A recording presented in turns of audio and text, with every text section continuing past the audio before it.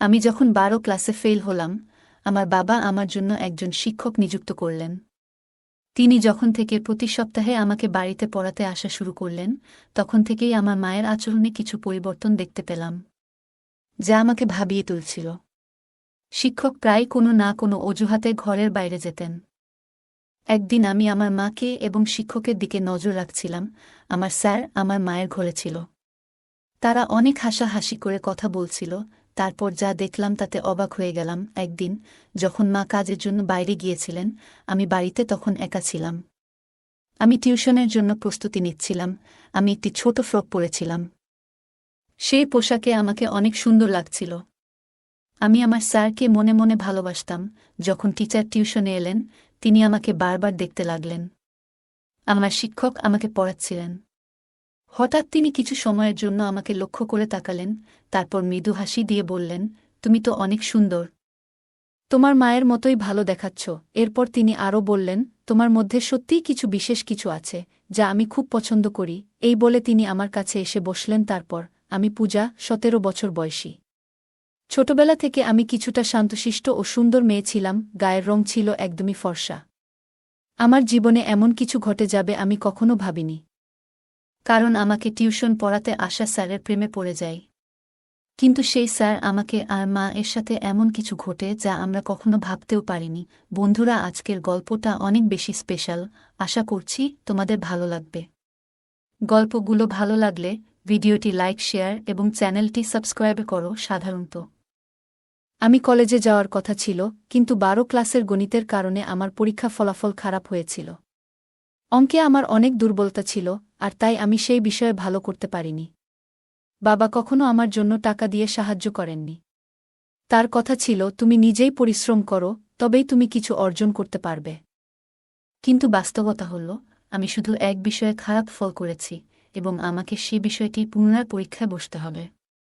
তবে বাবা আমাকে পুরো বার্ষিক পরীক্ষায় আবার বসতে বললেন, মানে সব বিষয়ে আবার শিখে পরীক্ষা দিতে হবে। গণিত, বিশেষ করে, আমার জন্য ছিল একটি বড় চ্যালেঞ্জ। বাবা এবার একটু কঠোর সিদ্ধান্ত নিলেন। আগে তিনি আমাকে টিউশনে পাঠাতেন এবং আমি কোচিং ক্লাসেও যেতাম। তবে এবার তিনি বললেন, তুমি কোচিংয়ে গিয়ে মনোযোগ দিচ্ছ না, তাই এবার তোমার জন্য বাড়িতে একজন বিশেষ শিক্ষক লাগবে, যিনি শুধুমাত্র গণিত পড়াবেন। বাবার এই সিদ্ধান্ত আমাকে খুব ভালো লাগেনি। তবে আমি কিছু বলতে পারিনি। মা সবসময় বাবার সামনে কোনো কিছু বলতে ভয় পেতেন। এরপর নতুন শিক্ষককে সাহায্য নিয়ে আমি আবার মন দিয়ে পড়াশোনা শুরু করলাম। বিশেষ করে গণিতের প্রতি আমার মনোযোগ আরও বাড়ানোর চেষ্টা করলাম। আমি বাবার সিদ্ধান্তকে সঠিক মনে করতে লাগলাম। কয়েক দিনের মধ্যে আমার পড়াশোনা ও টিউশন শুরু হল। এটি ছিল টিউশনের প্রথম দিন। স্কুল থেকে দুপুর ১২টার দিকে বাড়ি ফিরলাম এবং মা আমাকে বললেন ১টার মধ্যে সবকিছু গুছিয়ে নিতে। কারণ ২টায় আমার টিউশন শিক্ষক আসবেন। সেদিন প্রথমবার আমি শিক্ষকের সাথে দেখা করলাম। তিনি প্রায় ৩০ বছরেরও কম বয়সী একজন যুবক। মা তাকে একটু জল দিলেন এবং তিনি জল পান করার সময় কিছুটা লজ্জিত মনে হচ্ছিলেন। সম্ভবত আমি তার প্রথম ছাত্রী ছিলাম। আমি চাইছিলাম যে আমি গণিত ভালোভাবে শিখি। প্রথম দিন শিক্ষক খুব বেশি চাপ দেননি, তাই আমি একটু স্বস্তি পেলাম। তবে শিক্ষককে দেখে মনে হয়েছিল তিনি খুবই পেশাদার এবং কিছুটা লাজুক প্রকৃতির মানুষ ছিলেন। কিছু দিন ভালোভাবেই কাটল। শিক্ষকের পাঠদান সংগঠিত ছিল, কিন্তু গণিত এখনও আমার কাছে অস্পষ্ট ছিল। টিউশনের মধ্যে মাঝে মাঝে আমি ঘুমিয়ে পড়তে শুরু করলাম। যখন শিক্ষক পানির জন্য ঘর থেকে বের হতেন, তখন হঠাৎ করে আমার ঘুম চলে আসত এবং আমি ১ থেকে ২ ঘন্টা ঘুমিয়ে থাকতাম। শিক্ষক কখনোই আমার এ বিষয়ে কিছু বলেননি বা মার কাছে অভিযোগ করেননি। আমি বুঝতে পারছিলাম যে শিক্ষক সত্যিই ভালো, কিন্তু আমার ঘুমানোর পর অন্য জায়গায় কিছু ঘটছিল যা আমার অজানাই ছিল। মা এবং শিক্ষকের মধ্যে কিছু চলছে, কিন্তু তাতে আমার দৃষ্টি পড়ছিল না। আমি কিছুই বুঝতে পারছিলাম না। আমার চোখের আড়ালে কিছু একটা ঘটছিল। একদিন টিউশন চলাকালীন হঠাৎ করে আমার কাশি হতে লাগল এবং তা বন্ধ হতে চাইছিল না। আমার কাশি করতে দেখে শিক্ষক আমার পিঠে হাত দিলেন। কাশির শব্দ মায়ের কাছে পৌঁছালে তিনি তাড়াতাড়ি জল নিয়ে এলেন। সেই সময়েও আমি শিক্ষকের উপর নজর রেখেছিলাম। মায়ের হাত থেকে পানির গ্লাস যখন শিক্ষক নিলেন, তখন তাদের হাত একসাথে লাগার মতো হল। এটি দেখে একটু অস্বস্তি অনুভব করলাম এবং কেন জানি মায়ের উপর রাগও হচ্ছিল। তখন আমার মনে কি চলছে তা আমি নিজেই বুঝতে পারছিলাম না। পরবর্তীতে শিক্ষক আমাকে নিজের হাত দিয়ে পানি দিলেন। তিনি আমার কাছাকাছি আসছিলেন এবং আমার মধ্যে এক অদ্ভুত অনুভূতি শুরু হল। এই অনুভূতিগুলি কি তা আমি জানি না, সে সময় আমি এটি ঠিকভাবে বুঝতে পারিনি। পরের দিন স্কুলে গিয়ে বিরতির সময় আমার দেখা হয় আমার বন্ধু তানিয়ার সঙ্গে। তানিয়া আমার পুরনো বন্ধু এবং আমরা দুজনেই 12 ক্লাস পর্যন্ত একসাথে পড়েছি। সে আমার মতো ফেল করেনি, তাই কলেজে ভর্তি হয়েছে। সেদিন আমি তানিয়াকে একটি ছেলের সাথে দেখলাম। আমি জিজ্ঞেস করলাম, তুমি সবসময় এই ছেলের সাথে সময় কাটাও কেন? সে উত্তর দিল, এটা আমার বয়ফ্রেন্ড। তার উত্তর শুনে আমি তাকে বোঝাতে লাগলাম, তানিয়া, এত কম বয়সে এসব তোমার জন্য ঠিক নয়। প্রেমের জন্য হয়তো এখনো সময় রয়েছে। তখন তানিয়া হেসে বলল, পূজা, কলেজ লাইফ তো এসবই করার জন্য, কলেজে যাওয়া মানেই এরকম কিছু। আমি যদিও কলেজে ছিলাম না, তবুও মনে হতে লাগল যে বয়ফ্রেন্ড থাকা জরুরি। তানিয়া বলল, দেখো, কলেজে প্রায় সব মেয়েরই বয়ফ্রেন্ড আছে। তুমি এখনও স্কুলে, তাই হয়তো বয়ফ্রেন্ড গার্লফ্রেন্ড সম্পর্কের ব্যাপারে তোমার ধারণা খুব স্পষ্ট নয়। আমি বুঝানোর চেষ্টা করছিলাম যে এটি সঠিক নয়, কিন্তু এর মধ্যে সে হেসে বলল, তাহলে কি তোমারও কোনো বয়ফ্রেন্ড আছে? তার এই প্রশ্নে কিছুটা বিব্রত হয়ে আমি বললাম, না। আমার কিছুটা ধীরতা দেখে তানিয়া বলল, পূজা, তুমি 12 ক্লাসে পড়ছ বটে, কিন্তু তা বলে তোমার বয়স তো আমার সমান। যদি তোমারও কারো সাথে বন্ধুত্ব করার ইচ্ছা থাকে, তাহলে মনে রাখবে, এটা শুধু কলেজের জন্য নয়। যদি কাউকে ভালো লাগে তবে তার সাথে কিছু সময় কাটাতে ভয় পাবে না। তানিয়ার কথাগুলো আমাকে ভাবাতে লাগল। মনে হল, যদিও আমি কলেজে নেই, তবুও আমার বয়স এমন যে আমি এসব অভিজ্ঞতা নিতে পারি। সে তখন বলল, যদি তোমার কারোর সাথে বন্ধুত্ব করতে হয়, তাহলে আমি তোমাকে আমার বয়ফ্রেন্ডের এক বন্ধুর সাথে পরিচয় করিয়ে দিতে পারি। আমি সঙ্গে সঙ্গে জানিয়ে দিলাম, না, আমি সেই জন্য প্রস্তুত নই। কারণ আমার বয়সের ছেলেদের প্রতি আমার বিশেষ আগ্রহ ছিল না। গত কিছুদিন ধরে আমার নজর কেবল আমার টিউশন টিচারের প্রতি ছিল। কখনো কখনো অনিচ্ছাকৃতভাবে টিচারের হাত আমাকে স্পর্শ করলে এক ধরনের অনুভূতি আমার মনে জেগে উঠত। তানিয়ার সাথে কথা বলে আমি বুঝতে পারলাম, যখন কাউকে ভালোবাসা হয় তখন এ ধরনের অনুভূতি হতে পারে। এখন আমি বুঝতে পারলাম যে আমার টিউশন টিচার আমাকে ভালো লাগছে, আর তাদের বয়সের বিষয়টি আমার কাছে অপ্রধান হয়ে পড়ে। আমি সিদ্ধান্ত নিয়েছিলাম, শীঘ্রই আমি আমার অনুভূতি আমার টিচার এর সাথে শেয়ার করব। আমি নিশ্চিত ছিলাম যে সে আমার প্রস্তাব নাকচ করবেন না। কারণ আমার সৌন্দর্য বিশেষভাবে আকর্ষণীয়। সেদিন যখন আমি স্কুল থেকে বাড়ি ফিরলাম, মায়ের কিছু বলার আগেই আমি টিউশনে যাওয়ার জন্য প্রস্তুত হয়ে গেলাম। আমাকে তাড়াতাড়ি প্রস্তুত দেখে মা আমাকে প্রশংসা করে বললেন, আজ তো তুমি দারুণ প্রস্তুতি নিয়ে এসেছ। মা জানতেন না আমি কেন এত তাড়াহুড়ো করেছিলাম। কিছুক্ষণ পরে টিচার যখন আমার বাড়িতে এলেন, আমি শুধু তার দিকে তাকিয়েছিলাম। যখন স্যার আমাকে পড়াচ্ছিলেন, তখন আমার মন পড়ার দিকে ছিল না, বরং আমি তার দিকে মনোযোগী ছিলাম। হঠাৎ তার দৃষ্টি আমার দিকে পড়লে আমি তৎক্ষণাৎ অন্যদিকে তাকিয়ে গেলাম। টিচার বললেন, আমি একটু পানি পান করতে যাচ্ছি। তুমি এই প্রশ্নটা সমাধান করো। আমি মাথা নেড়ে সম্মতি জানালাম, কিন্তু আমার মন পড়ার উপর ছিল না, বরং আমার ক্রাশের দিকে। আমি তাকে মনে মনে ভালোবাসতে শুরু করছিলাম। কিন্তু আমি জানি না এই কথাটা তাকে জানাবো কিভাবে। কিছু সময় পর আমি আবার বিশ্রাম নিতে যাচ্ছিলাম। আমার খুব ঘুম পাচ্ছিল, কিন্তু নিজেকে জাগিয়ে রাখলাম। অনেক সময় পার হয়ে গেল এবং টিচার ফিরে আসলেন না। তাকে ডাকতে বাইরে গেলে দেখলাম সে হলরুমে মায়ের সাথে বসে আছেন। আমার টিচার মায়ের কাঁধে হাত রেখে গল্প করছিলেন, যা আমার কাছে একটু অদ্ভুত লাগল। আমাকে দেখেই সে মায়ের থেকে কিছুটা দূরে সরে গিয়ে বললেন, আমার একটু অলস লাগছে, তাই আমি তোমার মাকে বলেছিলাম আমার জন্য চা বানাতে। আমি মাথা নেড়ে কিছু বললাম না। মা বললেন, ঠিক আছে, আমি চা বানিয়ে নিয়ে আসছি। এই সময়ে তুমি পূজার টিউশন চালিয়ে যাও। আমি চা তোমার ঘরে নিয়ে আসব। টিচার আমার সাথে ফিরে ঘরে এলে আমি তার পাশে বসে কিছু গণিতের প্রশ্ন জিজ্ঞেস করতে লাগলাম। আসলে আমি কিছুই বুঝছিলাম না, কিন্তু ইচ্ছাকৃতভাবে বারবার তার কাছে প্রশ্ন করছিলাম। পড়ানোর সময় টিচার আমাকে একটি সংখ্যা লেখার জন্য বললেন, কিন্তু আমি ভুলবশত সেই সংখ্যা উল্টো লিখে ফেললাম। টিচার ভাবলেন আমি ভালো করে লিখতে পারছি না, তাই তারা আমার হাত ধরলেন এবং আমাকে সঠিকভাবে লিখতে শেখানোর চেষ্টা করলেন। সে যখন আমার হাত ধরেছিল এবং লেখার পদ্ধতি বুঝাচ্ছিলেন, তখন আমার মনে এক অদ্ভুত খুশির অনুভূতি হচ্ছিল। আমার প্রিয় ব্যক্তি আমার খুব কাছাকাছি ছিলেন এবং আমি তার দিকে হাসি মুখে তাকিয়েছিলাম। তখনই মা চা নিয়ে ঘরে এলো। মা দেখামাত্রই টিচার আমার থেকে একটু দূরে সরে গেলেন, যেন মা তাকে শাসন করার জন্য এগিয়ে আসছেন। আমি মা এবং টিচারের সম্পর্কের দিকে বেশি লক্ষ্য করছিলাম না। আমার মন ছিল একমাত্র টিচারের দিকে, ভাবছিলাম কিভাবে তাকে আরও বেশি আকৃষ্ট করতে পারব, কিভাবে আমি তাকে আমার মনের কথা বলতে পারব। পরের দিন টিউশনের মাঝে টিচার আবার পানি খাওয়ার জন্য বেরিয়ে গেলেন। অনেক সময় হয়ে গেছে কিন্তু টিচার ফিরে আসছিলেন না। তাকে খুঁজতে আমি ঘর থেকে বেরিয়ে গেলাম। সেই দিন তারা হলরুমে নেই। মনে মনে ভাবতে লাগলাম তারা আবার কোথায় গেল। আমি মায়ের ঘর থেকে কথাবার্তার শব্দ শুনতে পেলাম। আমি ধীরে ধীরে মায়ের ঘরের কাছে গেলাম এবং দেখলাম দরজা একটু খোলা। দেখলাম টিচার মায়ের সঙ্গে সেখানে বসে আছেন এবং তারা একে অপরের খুব কাছে। টিচারের একটি হাত মার কাঁধে ছিল। এই দৃশ্য দেখে আমি অত্যন্ত হতবাক হলাম, কারণ আমি দেখলাম আমার মা আমার পছন্দের ব্যক্তির সাথে সময় কাটাচ্ছেন। সেই মুহূর্তে আমার মন ভরে গেল রাগে। আমি দ্রুত কিচেন থেকে একটি কাচের গ্লাস জল নিয়ে এসে মার ঘরের সামনে গ্লাসটি জোরে ফেলে দিলাম। ওই শব্দে তারা দুজনই তৎক্ষণাৎ বাইরে এসে পড়লেন। মাকে দেখার পর আমি বললাম, বিপত্তি হয়ে গেছে, গ্লাসটি হাত থেকে পিছলে গেছে। কিন্তু টিচার উল্টো প্রশ্ন করে বললেন, তুমি এখানে কি করছো?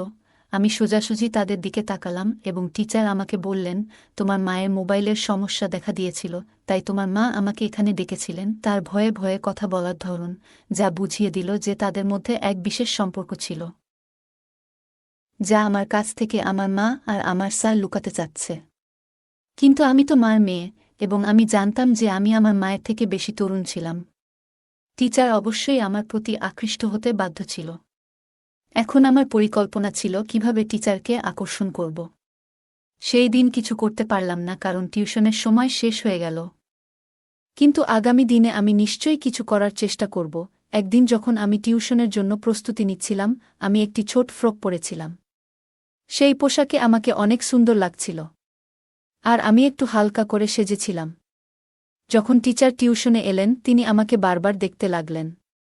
পড়াশোনা শুরু হলে কথার মধ্যে আমি তার হাত আমার পায়ের কাছে রাখলাম। এরপর বেশ কিছু সময় ধরে টিচার তার হাত আমার পায়ের কাছ থেকে সরালেন না।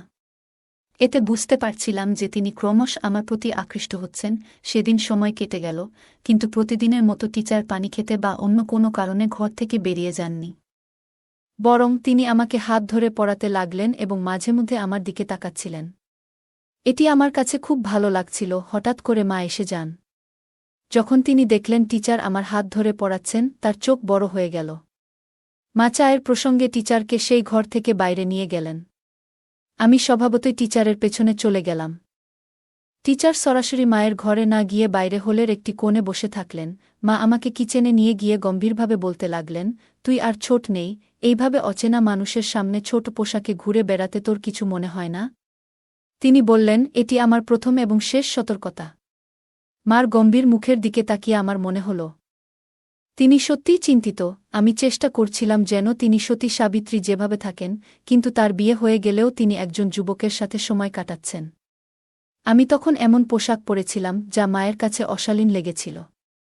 যখন আমি কিছু বলতে যাচ্ছিলাম, ঠিক তখনই বাইরে থেকে বাবা ডাকলেন। সেদিন বাবা আগে বাড়ি এসেছিলেন। বাবার ডাক শোনার পর মা এক গ্লাস জল নিয়ে বাইরে চলে গেলেন। সেদিন রাতের ঘটনাগুলি আর কেউ জানত না। ঘুমানোর আগে আমি মায়ের কাছে ক্ষমা চাইলাম এবং বললাম, মা, আমি ভবিষ্যতে স্যারের সামনে এমন কিছু করব না। পরের দিন টিউশনের সময় আসার আগে মা বাজারে যাওয়ার জন্য বেরিয়ে গেলেন। আমি রাতের ক্ষমা চাওয়ার মাধ্যমে মায়ের বিশ্বাস অর্জন করতে চেয়েছিলাম যে আমি আর স্যারের সামনে এমন আচরণ করব না। সাধারণত রবিবারে বাজার হয় এবং মা সবসময় বাজারে যেতেন। আমি ভাবলাম, যদি মা আমার এবং স্যারের মধ্যে কিছু সন্দেহ করেন তবে তিনি বাজারে যাবেন না। তাই আমি আগে থেকেই তাকে সঠিকভাবে বোঝানোর চেষ্টা করলাম, যাতে তার মনে সন্দেহ দূর হয় আর যেন বাজারে চলে যান। মা বাজারে চলে যাওয়ার পর আমি এবং স্যার বাড়িতে একা ছিলাম। তখন অচিরেই টিচার আমার হাত ধরে আমাকে গণিত পড়াতে শুরু করলেন। তিনি বললেন, আমি জানি তুমি ইচ্ছা করে গণিতে ভুল লিখছিলে, যাতে আমি তোমার হাত ধরতে পারি। তার কথা শুনে আমি হাসতে লাগলাম। তারপর তিনি বললেন, পূজা, তুমি খুব সুন্দর। কি তোমার ধারণা আমি তোমার দিকে নজর দিইনি? তিনি বললেন, আমি তোমাকে একটা কথা বলতে চাই, তুমি তোমার বয়সের তুলনায় অনেক বেশি সুন্দর। এটি সেই সময় যখন প্রেমের কথা বলার জন্য প্রস্তুত হওয়া উচিত। তবে তুমি কেন নিজেকে আটকে রেখেছ? স্যারের কথাগুলো শুনে আমি হাসি চাপতে পারলাম না, কারণ যেটা আমি চাইছিলাম সেটাই তার মুখ থেকে বেরিয়ে এলো।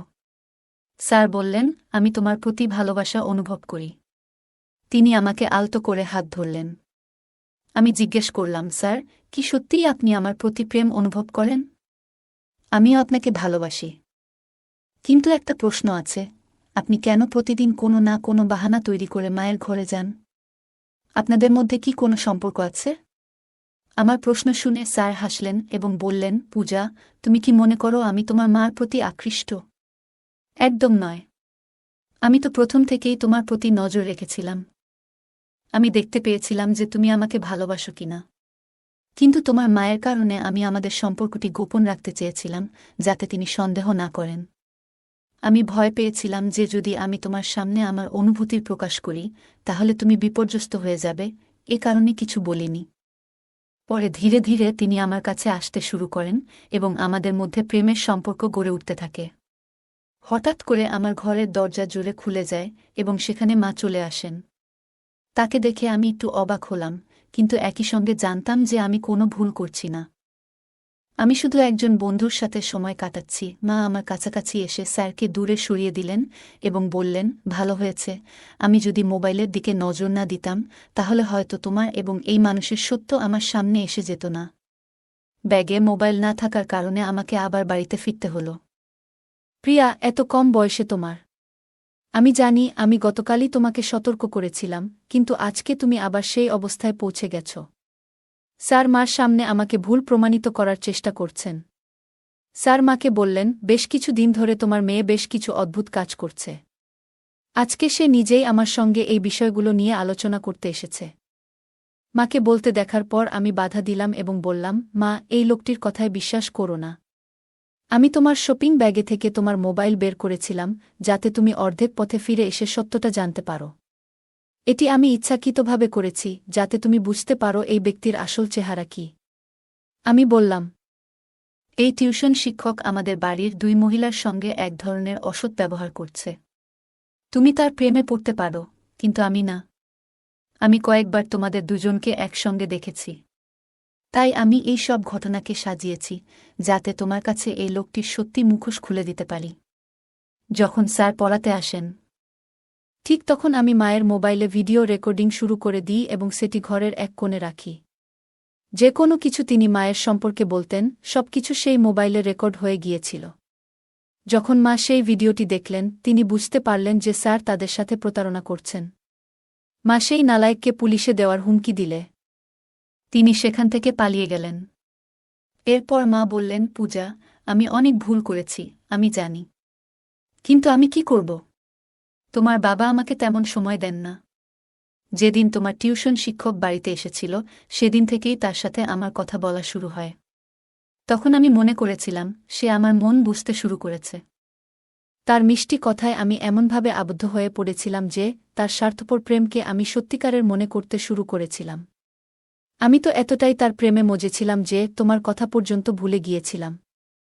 মা আরও বললেন, আমি সেই নালায়েকের সাথে বিয়ে করার কথা ভাবছিলাম, কিন্তু জানতাম না যে তার তোমার প্রতি এমনই ঘৃণ্য দৃষ্টি রয়েছে। সে আমার সাথে প্রেমের নাটক করে, কিন্তু তোমার সাথেও সময় কাটানোর চেষ্টা করছিল, এটি আমি বুঝতে পারিনি। তোমার বাবা সব কিছু করেন, যখন আমি যা কিছু চাই তা দেন, কিন্তু শুধু অর্থ দিয়ে একটি সম্পর্ক চলে না। ভালোবাসা ও মতবিনিময়ও প্রয়োজন। কিন্তু আমাদের মধ্যে তো এসব কিছুই ছিল না।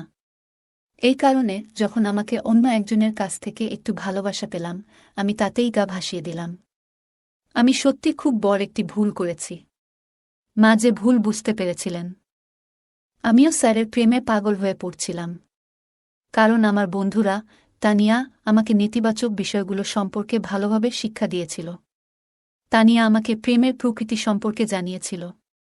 কিছুদিন পর সে আমাকে তার ব্রেকআপের গল্প শুনিয়েছিল, যেখানে তার আগে প্রেমিক মিষ্টি কথাবার্তার মাধ্যমে তার কাছে নেতিবাচক আচরণ করেছে এবং পরে সমস্ত সম্পর্ক ছিন্ন করে ফেলে। যে মেয়ে আমাকে প্রেমের অর্থ বোঝালো, সেই মেয়ে আমাকে প্রেম এবং প্রতারণার মধ্যে পার্থক্য বোঝাতে সাহায্য করেছিল। তানিয়া যা জানিয়েছিল তা শুনে আমি সতর্ক হয়ে উঠলাম, এবং এই কারণে আমি মা এবং নিজেকে ওই নালাজুক টিউটরের নজর থেকে রক্ষা করতে পারলাম।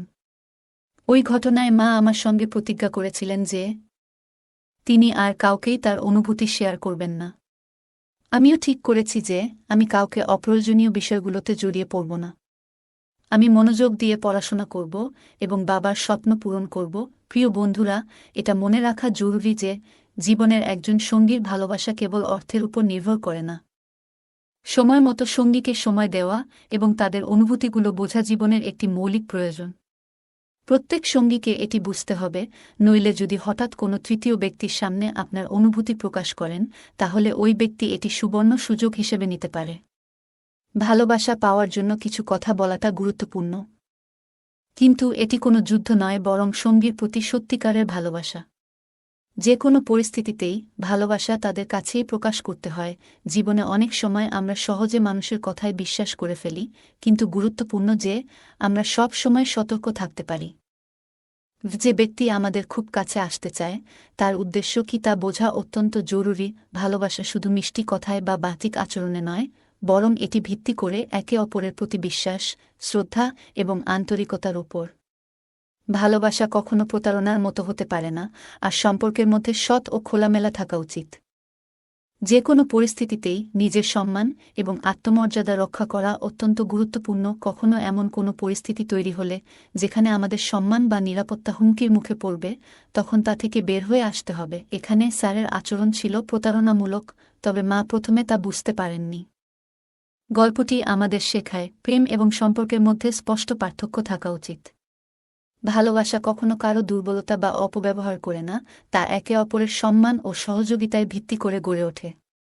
কখনো যদি কোনো সম্পর্কের মধ্যে একপাক্ষিক বা একতরফা কিছু ঘটে, তবে সেটি প্রেম নয়, বরং প্রতারণা। গল্পের শেষে মা ও পূজা একসঙ্গে সিদ্ধান্ত নিয়েছিল যে তারা আর কাউকেই নিজেদের জীবনে সময় দিতে বা তাদের অনুভূতিতে জায়গা দিতে চাইবে না, যারা তাদের নিরাপত্তা বা মনের শান্তিকে ক্ষতিগ্রস্ত করতে পারে। এই সিদ্ধান্ত তাদের জীবনে ইতিবাচক পরিবর্তন আনতে সাহায্য করেছিল। নেতিবাচক পরিস্থিতি থেকেই মানুষ অনেক কিছু শিখে এবং তার থেকে উপযুক্ত সিদ্ধান্ত নিয়ে নিজেদের জীবনকে সুন্দর করে তুলতে পারে। বন্ধুরা, যদি এই গল্পটি ভালো লেগে থাকে, তাহলে দয়া করে ভিডিওটি লাইক করুন এবং আমাদের চ্যানেলটি সাবস্ক্রাইব করুন। পাশে থাকা বেল আইকনটি প্রেস করুন, যাতে করে আমরা যখনই নতুন ভিডিও আপলোড করি, তার নোটিফিকেশন সবার আগে আপনার কাছে পৌঁছে যায়। ধন্যবাদ, দেখা হবে আমাদের পরবর্তী ভিডিওতে। প্রতিদিন রাতে আমার দেবরের ঘর থেকে বিভিন্ন আবেগপূর্ণ আওয়াজ শোনা যেত। সেই আওয়াজগুলো শুনে আমার মনেও এক অদ্ভুত কৌতূহল সৃষ্টি হতো। একদিন কৌতূহল সামলাতে না পেরে আমি তাদের ঘরের জানালার কাছে গিয়ে সবকিছু দেখতে শুরু করলাম। সেই মুহূর্তে যা দেখলাম তাতে আমার মন অবাক হয়ে গিয়েছিল। তখন দেবরকে দেখে আমার হৃদয়েও এক অদ্ভুত অস্থিরতা সৃষ্টি হয়েছিল। সেই অভিজ্ঞতা আমাকে ভীষণভাবে নাড়া দিয়েছিল। এখনও সেই মুহূর্ত আমার মনের গভীরে জায়গা করে আছে এবং তা আমি সহজে ভুলতে পারছি না। সবকিছু দেখে আমার আবেগকে নিয়ন্ত্রণ করা খুব কঠিন হয়ে গিয়েছিল। তখন আমি একটি সিদ্ধান্ত নেই। সেদিন বাড়িতে অন্য কেউ ছিল না। রাতে আমি ভাবির বিশেষ পোশাক পরে দেবরের ঘরে চলে যাই। তারপর রাত গভীর হলে দেবর আমাকে তার হ্যালো বন্ধুরা, আমার নাম প্রিয়া। আমি দেখতে খুবই সাধারণ হলেও আমার জীবন একটু অন্যরকম। আমি একটি মধ্যবিত্ত পরিবারে জন্মেছি। ছোটবেলায় গ্রামে থাকতাম, যেখানে মানুষজন নিজেদের জীবনের নানা ঘটনা খুব খোলামেলাভাবে বলত। তখন আমার বয়স ছিল মাত্র 17 বছর। আমাদের মহল্লার মহিলারা নিজেদের জীবনের গল্প বলতে ভালোবাসত। এইসব গল্প শুনতে শুনতে আমার জীবনের পথও বদলে গিয়েছিল। তবে সেই রাতটি ছিল আমার জীবনের এক নতুন অধ্যায়ের সূচনা। আমি ছোট থেকেই কিছু বিষয় নিয়ে অনেক প্রশ্ন করতাম। আমাদের পাড়ার মহিলারা নিজেদের ব্যক্তিগত জীবনের বিষয়গুলো নিয়ে এমন খোলামেলা কথা বলত যে তা শুনলে আমার খুব অস্বস্তি হতো। আমি ভাবতাম, স্বামী স্ত্রীর মধ্যে যা কিছু হয় তা তো একান্ত ব্যক্তিগত, এগুলো নিয়ে এত আলোচনা করার কি প্রয়োজন? এই ধরনের কথা শুনে আমি প্রায়ই সেখান থেকে সরে যেতাম। আমাদের পরিবারে আমরা 4 জন ছিলাম, আমি, আমার মা বাবা এবং বড় ভাই। আমার ভাইয়ের বিয়ে হয়েছিল ঠিক 1 বছর আগে। আমার ভাবি ছিলেন খুব ভালো মনের মানুষ, কিন্তু তাকে কখনো নিজের ব্যক্তিগত বিষয় নিয়ে প্রকাশ্যে আলোচনা করতে দেখিনি। আমি নিজেও শিক্ষিত ছিলাম এবং সবসময় ভাবতাম কিছু বিষয় ব্যক্তিগত রাখা উচিত। এরপর সময় কেটে গেল এবং একদিন আমার বাবা আমার জন্য একজন পাত্র ঠিক করলেন। পাত্র ছিলেন আমাদের গ্রামেরই একজন। নাম ঈশান। তিনি শিক্ষিত ছিলেন এবং শহরে একটি কোম্পানিতে চাকরি করতেন। ঈশানের পরিবারে তার মা এবং ছোট ভাই ছিলেন। তার ছোট ভাই কৃষিকাজ করতেন এবং কুস্তি লড়তে পছন্দ করতেন। আমার বাবার সিদ্ধান্তে আমার বিয়ে ঠিক হলেও আমাকে পাত্রকে দেখার অনুমতি দেওয়া হয়নি। আমি এতে খুব চিন্তিত ছিলাম, কিন্তু বাবার কথার বাইরে যাওয়া সম্ভব ছিল না। 1 মাসের মধ্যেই আমাদের বিয়ে সম্পন্ন হয়। বিয়ের দিন পর্যন্ত আমি আমার স্বামীকে দেখিনি। বিয়ের পর শ্বশুরবাড়ি গিয়ে দেখি পুরনো একটি ইটের বাড়ি, যার মধ্যে একটি ছোট উঠোন আর 4টি ঘর ছিল। সেই বাড়িতে একটিমাত্র বাথরুম ছিল। বিয়ের প্রথম দিনগুলোর সেই স্মৃতি এখনও আমার মনে খুব স্পষ্ট। জীবনের এই পরিবর্তন আমাকে এক নতুন অধ্যায় নিয়ে গিয়েছিল। আমার বিয়ে হয়ে গেছে এবং আমি এখন নতুন বাড়িতে আছি। বাড়িটি ছিল খুব সাধারণ, যেখানে একটি মাত্র বাথরুম ছিল যা সবাই ব্যবহার করত। যদিও শুরুতে সবকিছু অস্বস্তিকর মনে হচ্ছিল, আমি মেনে নিয়েছিলাম যে এখন থেকে এটাই আমার নতুন জীবন। পুরো দিনটি নানা কাজে কেটে গেল। রাতে যখন সময় এগিয়ে এলো, আমি আমার ঘরে বসেছিলাম। আজ ছিল আমার বিয়ের প্রথম রাত, আর আমি আমার স্বামী ঈশানের জন্য অপেক্ষা করছিলাম। কিছুক্ষণ পর তিনি ঘরে এলেন, হাতে 1 গ্লাস দুধ নিয়ে। তখনই আমি প্রথমবারের মতো তাকে ভালোভাবে দেখলাম। ঈশান দেখতে খুব সাধারণ ছিলেন, পাতলা গড়ন এবং একটু দুর্বল বলে মনে হচ্ছিল। প্রথমে আমি একটু হতবাক হয়েছিলাম, কারণ আমি তার সম্পর্কে বেশি কিছু জানতাম না। তবে আমি নিজেকে শান্ত করলাম এবং ভাবলাম, হয়তো সময়ের সাথে সবকিছু বদলাবে। অনেক পুরুষই বিয়ের পর শারীরিক ও মানসিকভাবে ভালো হয়ে ওঠে।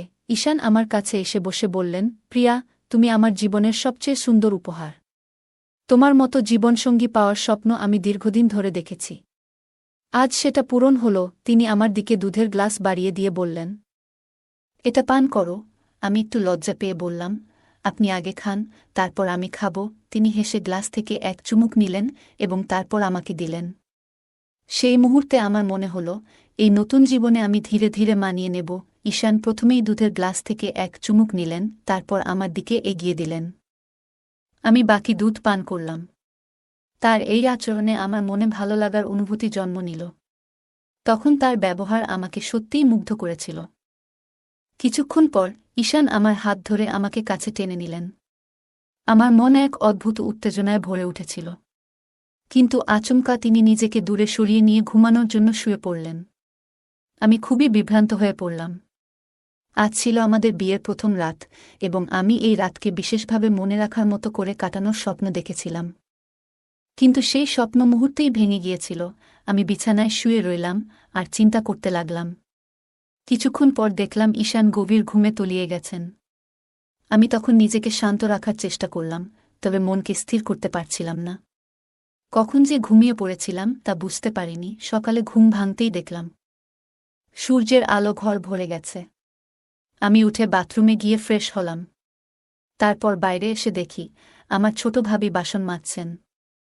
আমি তার পাশে গিয়ে সাহায্য করতে লাগলাম। ভাবি মুচকি হেসে বললেন, প্রিয়া ভাবি, কাল রাতে কেমন কাটল? নিশ্চয়ই খুব আনন্দময় ছিল, তাই না? জার্জিকে বেশি বিরক্ত তো করেনি, বলেই তিনি হাসতে লাগলেন। তার কথা শুনে আমি এক মুহূর্তে নির্বাক হয়ে গেলাম। কি উত্তর দেব তা ভেবে পেলাম না। আমার ভাবির কথাগুলো শুনে মনে একটু অস্বস্তি হচ্ছিল, কিন্তু আমি তার কোনো উত্তর দিলাম না, বরং তার সঙ্গে হেসে হেসে কথা চালিয়ে যেতে থাকলাম। তখন আমি ভাবিকে জিজ্ঞাসা করলাম, তোমার বিয়ে আগে কিভাবে হলো? ঈশান ভাই তো মুবিন ভাইয়ের থেকে বড়, তাই না? ভাবি একটু হাসি দিয়ে বললেন, জার্জি বিয়ের বিষয়ে একেবারেই আগ্রহী ছিলেন না। শাশুড়ির জোরাজুরিতে তার বিয়ে হয়েছিল। তার কথা শুনে আমি একটু থমকে গেলাম। কথাগুলো শুনে মনে হলো যেন আমার স্বামীর মধ্যে কিছু অভাব রয়েছে। কিন্তু আমি কোনো মন্তব্য করলাম না। আমরা তখন বাসন মাজছিলাম এবং এর পাশাপাশি গল্প করছিলাম। এমন সময় ভাবির ছোট ছেলের কান্নার শব্দ ভেসে এলো। তিনি তাড়াতাড়ি বললেন, প্রিয়া ভাবি, এই বাসনগুলো তুমি একটু দেখে নিও। আমি ছেলেকে সামলে আসি, এই বলে তিনি ছেলের দিকে চলে গেলেন। আমি একা বসে থেকে কাজ করতে লাগলাম আর ভাবছিলাম নতুন সংসারের প্রতিটি দিন হয়তো আমাকে এমন অজানা গল্পের মুখোমুখি করবে। বাড়ির কাজগুলো ধীরে ধীরে শিখে নিচ্ছিলাম। একদিন সকালে বাথরুম থেকে ফিরে রান্নাঘরে গেলাম। সেখানে দেখি শাশুড়ি সবজি কেটে নিচ্ছেন। আমাকে দেখে তিনি বললেন, বুমা, সবজি তো কেটে দিয়েছি, এবার তুমি সবার জন্য চা বানিয়ে দাও। আমি তাড়াতাড়ি চা বানিয়ে সবার হাতে তুলে দিলাম। এরপর ভাবির সঙ্গে রান্নায় সাহায্য করতে শুরু করলাম। এভাবেই 10 দিন কেটে গেল। তবে প্রতিদিন রাতে আমি একই হতাশার মুখোমুখি হতাম। আমার স্বামীকে আমি জিজ্ঞাসা করতাম, তুমি কেন এমন করছ? কেন আমাকে সময় দিচ্ছ না? কিন্তু তিনি কোনো উত্তর দিতেন না। মুখ ফিরিয়ে শুয়ে পড়তেন।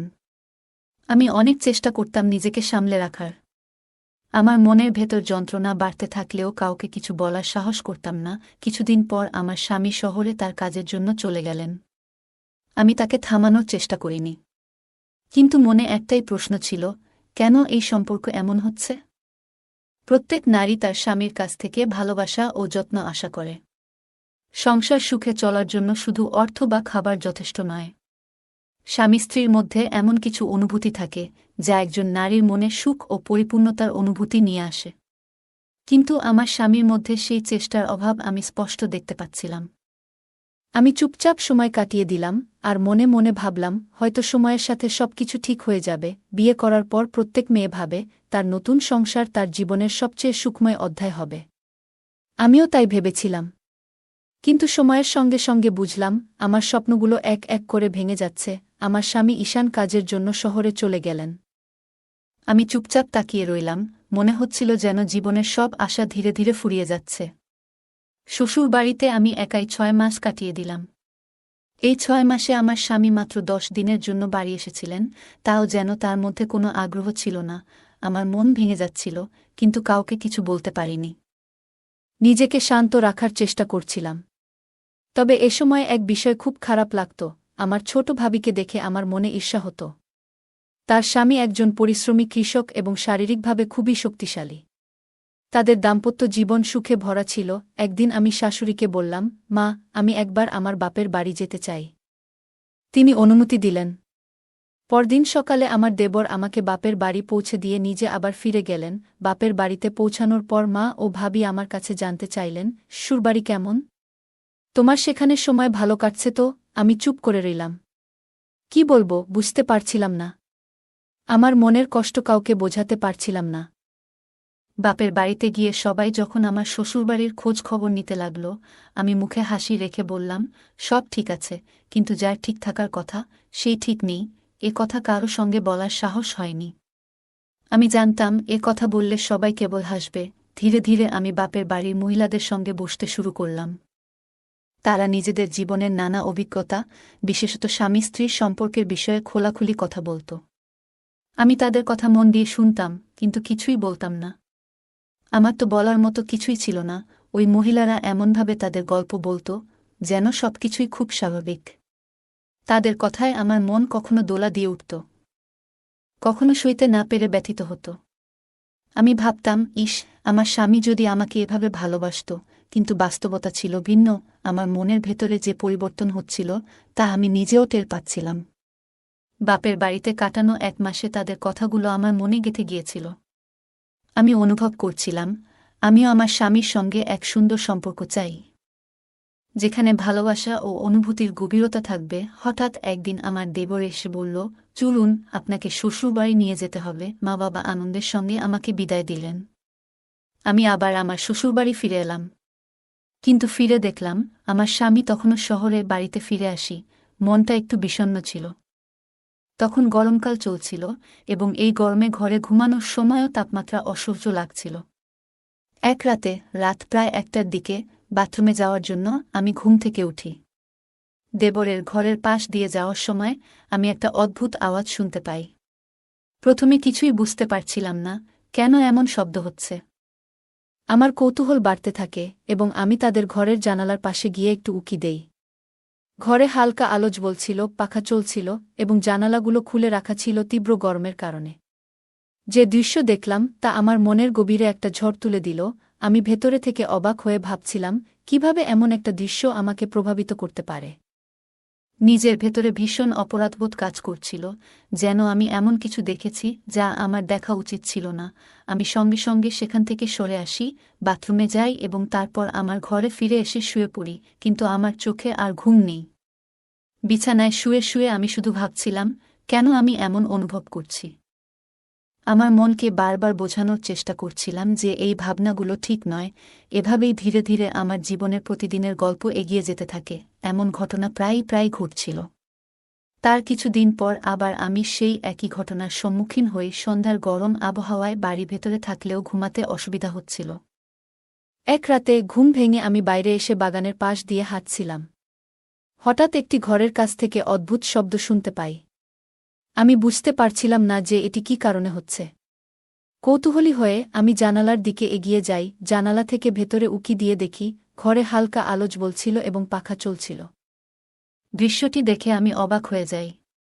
দৃশ্যটি আমার মনের গভীরে এক অদ্ভুত অনুভূতি সৃষ্টি করে। আমি দ্রুত সেখান থেকে সরে আসি এবং নিজের ঘরে ফিরে যাই। সকাল হলে আমি আমার ছোট ভাবিকে দেখি একটু অস্বাভাবিকভাবে হাঁটছেন। আমি তার দিকে তাকিয়ে হেসে বললাম, কি ব্যাপার? মনে হচ্ছে শরীরটা ভালো নেই। তিনি লজ্জা পেয়ে বললেন, হ্যাঁ, বোন, একটু কোমরে ব্যথা হচ্ছে। আমি মজা করে বললাম, দেখি, তোমার স্বামী যেন তোমাকে একটু বেশিই ভালোবাসে। তিনি লজ্জায় মৃদু হেসে বললেন, বুঝলে দিদি, আমার স্বামী দিনভর মাঠে কাজ করে এত পরিশ্রম করেও রাতে আমাকে সময় দেয়। আমি বলি, একটা ক্লান্তি নিয়ে বিশ্রাম নাও। কিন্তু সে বলে, তোমাকে ভালোবাসা ছাড়া আমার দিন শেষ হয় না। এখন আমি কি করি বলো? তার এই কথা শুনে আমার মনে এক ধরনের ঈর্ষা কাজ করল। তবে নিজের আবেগগুলো চেপে রেখে আমি তাকে সান্ত্বনা দিলাম। সেই দিনই তার মায়ের বাড়ি থেকে ফোন এলো। তার মা অসুস্থ, ফলে তাকে সেখানে যাওয়ার জন্য প্রস্তুতি নিতে হল।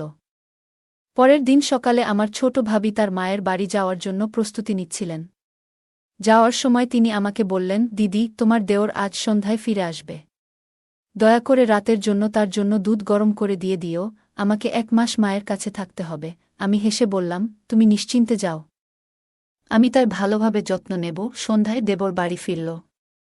রাতের খাবার শেষে সবাই যার যার ঘরে চলে গেল। আমি দেবরের জন্য দুধ গরম করলাম এবং তার ঘরে গিয়ে দিলাম। ঘরে ঢুকে দেখি হালকা আলো জ্বলছে আর সে বিছানায় শুয়ে আছে। আমি দুধের গ্লাসটা টেবিলের উপর রেখে বাইরে চলে এলাম।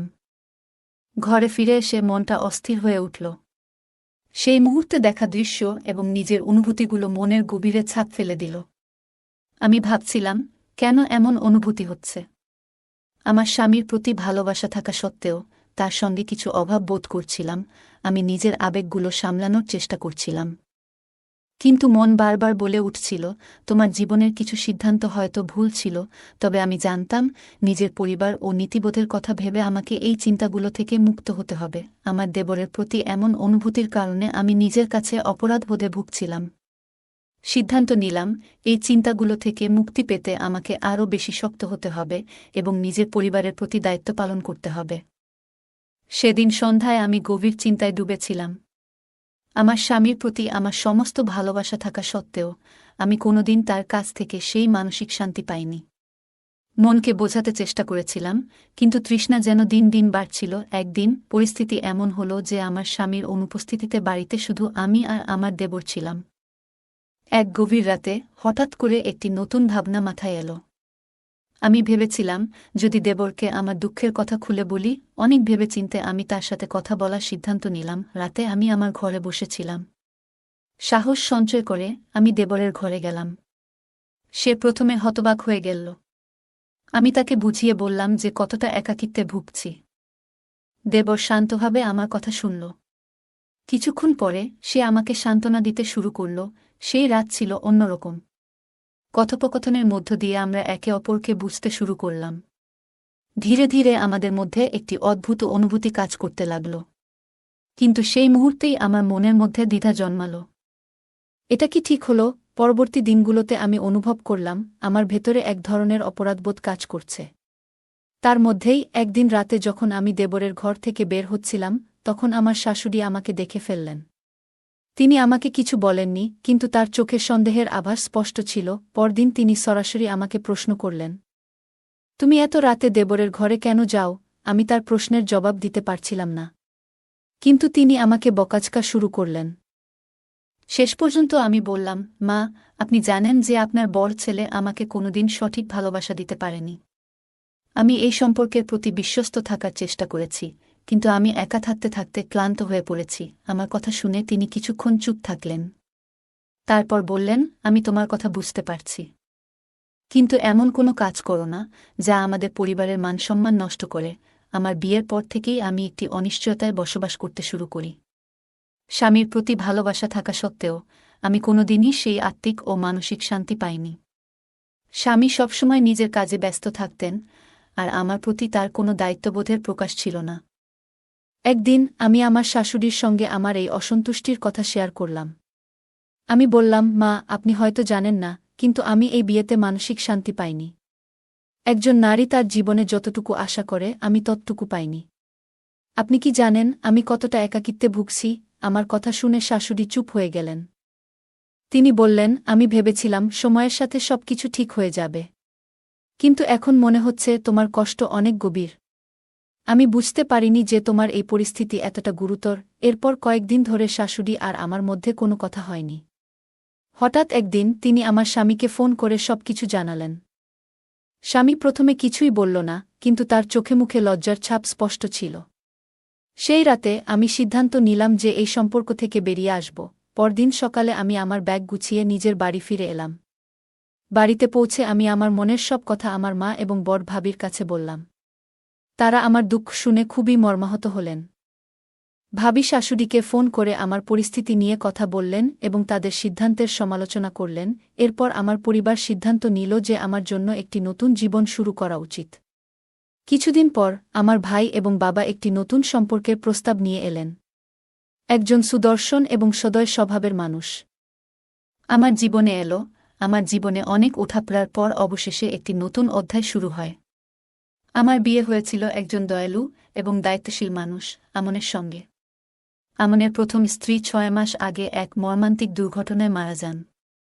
তার পরিবারে তার মা-বাবা এবং ছোট একটি বোন ছিল, যে খুবই মিষ্টি স্বভাবের। আমার বিয়ের ১৫ দিনের মাথায় আমি নতুন শ্বশুরবাড়িতে প্রবেশ করি। আমন একজন সৎ এবং প্রতিষ্ঠিত মানুষ। তিনি তার অফিসে উচ্চপদে কাজ করেন। তার ভালোবাসা এবং যত্নে আমার মনে শান্তি আসতে শুরু করে। আমার শ্বশুরবাড়ির মানুষগুলোও আমাকে খুব স্নেহ করতেন। ধীরে ধীরে আমার পুরনো জীবনের দুঃখগুলোকে ভুলে গিয়ে আমি নতুন জীবনে মেতে উঠি। আমার স্বামী আমার প্রতি সবসময় যত্নশীল ছিলেন এবং আমাকে সেই ভালোবাসা দিয়েছিলেন যা একজন স্ত্রী তার স্বামীর কাছ থেকে আশা করে। আমিও তাকে পুরো মন থেকে ভালোবাসতে শুরু করি। জীবনের নতুন অধ্যায়ে এসে আমি উপলব্ধি করলাম, যখন জীবনে প্রকৃত ভালোবাসা এবং সঠিক দিক নির্দেশনা থাকে, তখন কোনো ভুল পথে হাঁটার প্রয়োজন হয় না। আমি সুখের জীবন কাটাতে শুরু করলাম এবং আমার ভেতরের সমস্ত হতাশাকে পেছনে ফেলে দিলাম। মানুষের জীবনে প্রতিটি স্বপ্ন পূরণের জন্য সঠিক সময় এবং সুযোগ দরকার। একজন নারীর জীবনে বিয়ে একটি নতুন আশা নিয়ে আসে, কিন্তু সেই আশা যদি পূর্ণ না হয় তখন সে এক ধরনের ভাঙন অনুভব করে। অনেক সময় পরিস্থিতি মানুষকে ভুল পথে নিয়ে যায়, তবে এটা মনে রাখা উচিত, সঠিক সিদ্ধান্তই জীবনকে সুন্দর করে তুলতে পারে। অনেক সময় পরিস্থিতি মানুষকে ভুল পথে নিয়ে যেতে পারে, কিন্তু সঠিক সিদ্ধান্ত নিলে সেই ভুল পথ থেকে বেরিয়ে আসা সম্ভব। এটি দেখায় যে ভুল কখনো চূড়ান্ত নয়, বরং এটি সংশোধনের সুযোগ দেয়। গল্পের চরিত্রটি তার নিজের উপর বিশ্বাস রেখে নতুন জীবনের জন্য প্রস্তুতি নিয়েছে। এটি আমাদের শেখায় যে নিজের প্রতি বিশ্বাস এবং আত্মবিশ্বাস জীবনকে এগিয়ে নিয়ে যায়। গল্পটি আমাদের জীবনের নানা দিক সম্পর্কে নতুন উপলব্ধি দেয় এবং অনুপ্রেরণা যোগায়। এটি দেখায় যে সঠিক দৃষ্টিভঙ্গি এবং দৃঢ় মনোবল থাকলে যে কোনো চ্যালেঞ্জকে জয় করা সম্ভব। বন্ধুরা, এই ছিল আমাদের আজকের গল্প। আপনাদের গল্পটি কেমন লাগলো জানাতে ভুলবেন না। আপনাদের প্রতিটি কমেন্ট আমাদের উৎসাহ দেয়। গল্পটি ভালো লাগলে লাইক, শেয়ার এবং সাবস্ক্রাইব করতে ভুলবেন না। ধন্যবাদ।